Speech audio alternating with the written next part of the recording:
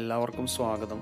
Would replace ചെയ്തിട്ട് WPC ഉപയോഗിച്ചിട്ട് വ്യത്യസ്ത തരം ഫർണിച്ചറുകൾ നിർമ്മിക്കുന്നതിനെ കുറിച്ചാണ് നമ്മൾ പറഞ്ഞുകൊണ്ടിരുന്നത്.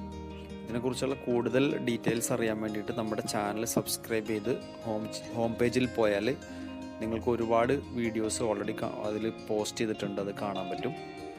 ഈ വീഡിയോയിൽ എന്ന് പറഞ്ഞാൽ ഇപ്പോൾ നമ്മൾ WPC ഉപയോഗിച്ചിട്ട് ഒരു TV യൂണിറ്റ് സെറ്റ് ചെയ്യുന്നതിനെ കുറിച്ചാണ് നമ്മൾ കാണിക്കുന്നത്. വ്യത്യസ്തങ്ങളായിട്ടുള്ള ഡിസൈനിലുള്ള TV യൂണിറ്റുകൾ നമ്മൾ പല സ്ഥലത്തും സെറ്റ് ചെയ്ത് കൊടുക്കാറുണ്ട്.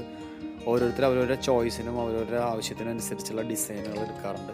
അപ്പോൾ പലരും ചോദിക്കാറുണ്ട്, ഈ മെറ്റീരിയൽ വെച്ചിട്ട് എങ്ങനെയാണ് ഇക്കോസ്റ്റ് വെച്ചിട്ട് നമുക്കത് ചെയ്യാൻ പറ്റുമോ, അങ്ങനെയുള്ള ഒരുപാട് ഡൗട്ടുകൾ ചോദിക്കാറുണ്ട്. അതുകൊണ്ട് തന്നെയാണ് ലൈവായിട്ട് നമ്മളൊരു TV യൂണിറ്റ് ചെയ്യുന്നതിൻ്റെ അല്ലെങ്കിൽ ഒരു കബോർഡ് ചെയ്യുന്നതിൻ്റെ തന്നെ ഒരു വീഡിയോ ഇവിടെ കാണിക്കാമെന്ന് വിചാരിച്ചിട്ടുള്ളത്.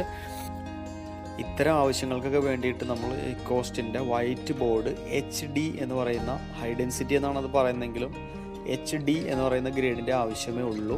അത് തന്നെ നിങ്ങൾക്ക് 17mm ബോർഡിൽ സുഖമായിട്ട് വർക്ക് ചെയ്യാം, നല്ല സ്ട്രെങ്ത് കിട്ടും, കുഴപ്പമൊന്നുമില്ല. പിന്നെയുള്ള ഗ്രേഡുകൾ എന്ന് പറഞ്ഞാൽ HD+, അതേപോലെ E-ബ്രിഡ് എന്നൊക്കെ പറയുന്ന രണ്ട് ഗ്രേഡ് കൂടി നമുക്കുണ്ട്. E-ബ്രിഡ് എന്ന് പറഞ്ഞാൽ അത് ഹൈ ഡെൻസിറ്റിയാണ്, ഹയസ്റ്റ് ഡെൻസിറ്റിയാണ്. അത് മെയിനായിട്ട് കോട്ട് അതേപോലെയുള്ള ഹെവി ഫർണിച്ചറുകളൊക്കെ നിർമ്മിക്കാൻ വേണ്ടിയിട്ടാണ് നമ്മൾ റെക്കമെൻഡ് ചെയ്യാറുള്ളത്. ഇക്കോസ്റ്റിൻ്റെ ഈ WPC ബോർഡുകൾ വെച്ച് വർക്ക് ചെയ്യാനായിട്ട് വളരെ സിമ്പിളാണ്, വളരെ എളുപ്പത്തിൽ തന്നെ നമുക്ക് ഈ വർക്കുകൾ ചെയ്തെടുക്കാൻ പറ്റും. ഇനി എന്തെങ്കിലും തരത്തിലുള്ള സർഫസ് കോട്ടിങ്ങുകൾ ചെയ്യണമെങ്കിൽ നിങ്ങൾക്ക് വിനീർ കോട്ടിങ്ങോ അല്ലെങ്കിൽ മൈക്ക, ഏത് രീതിയിലുള്ള സർഫസ് കോട്ടിങ് വേണമെങ്കിലും നമുക്ക് കൊടുക്കാം. അതല്ല പെയിൻറ്റിംഗ് ആണ് ചെയ്യണമെങ്കിൽ അങ്ങനെ ചെയ്യാം, ഒരു വുഡ് ഫിനിഷിങ്ങിലേക്ക് മാറ്റിയെടുക്കാം, യാതൊരു പ്രോബ്ലം ഇല്ല. ഇനി നമ്മൾ കബോർഡുകളിലേക്ക് വരികയാണെങ്കിൽ, കബോർഡുകളിലാവുമ്പോൾ കുറച്ചും കൂടി ഹെവി ആയിട്ടുള്ള ഒബ്ജക്ട്സ് ഒക്കെ സൂക്ഷിക്കാൻ വേണ്ടിയിട്ട് കൂടിയാണല്ലോ നമ്മൾ വാർഡ്രോബ്സ് ഒക്കെ യൂസ് ചെയ്യുന്ന സ്ഥലങ്ങളാണ്.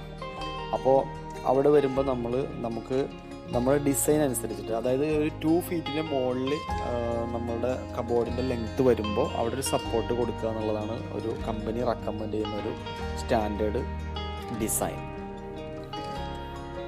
അപ്പോൾ നമുക്ക് ഈ വീഡിയോയുടെ ഒരു സെക്കൻഡ് പാർട്ട് പോലെ നമുക്ക് ഒരു ചെറിയൊരു കബോർഡിൻ്റെ വർക്ക് ചെയ്യുന്നത് നമുക്ക് കാണാം.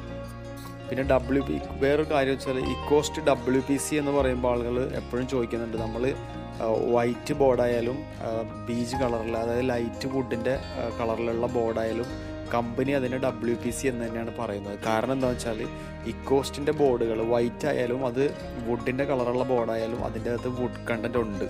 വൈറ്റ് കളറിലെ ബോർഡിൽ നമ്മൾ 3% വുഡ് കണ്ടൻറ്റ് ഉണ്ട് നമ്മുടെ ബോർഡിൽ. അത് നമുക്ക് കുറച്ചും കൂടി ഒരു സ്ക്രൂ ഹോൾഡിങ്ങും അതേപോലുള്ളൊരു മോഡുലാർ ആവശ്യങ്ങൾക്ക് വേണ്ടി ഉപയോഗിക്കാനായിട്ട് നമുക്ക് ഒരു സ്ട്രെങ്ത് തരുന്നുണ്ട്. അതുകൊണ്ടാണ് നമ്മൾ ആ ഒരു ടിപ്പിക്കൽ റെസിപ്പി നമ്മൾ യൂസ് ചെയ്യുന്നത്.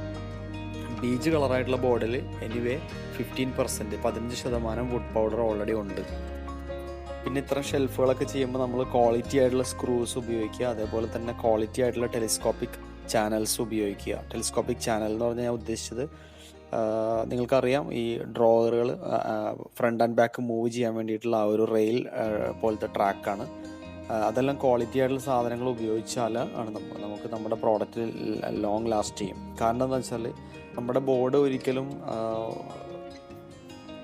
ടെർമൈറ്റ് അറ്റാക്കോ അല്ലെങ്കിൽ വേറെ വെള്ളം തട്ടിയിട്ടുള്ള പ്രശ്നങ്ങളോ ഒന്നും ഉണ്ടാകുന്നില്ല.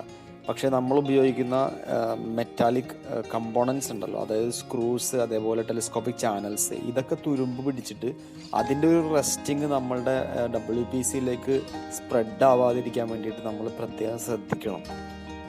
അതിന് വേണ്ടിയിട്ടാണ് ക്വാളിറ്റി ആയിട്ടുള്ള കമ്പോണൻസ് ഉപയോഗിക്കണം നമ്മൾ റെക്കമെൻഡ് ചെയ്യുന്നത്. പ്രോഡക്റ്റ് കേരളത്തിൽ എവിടെയും ലഭ്യമാണ്.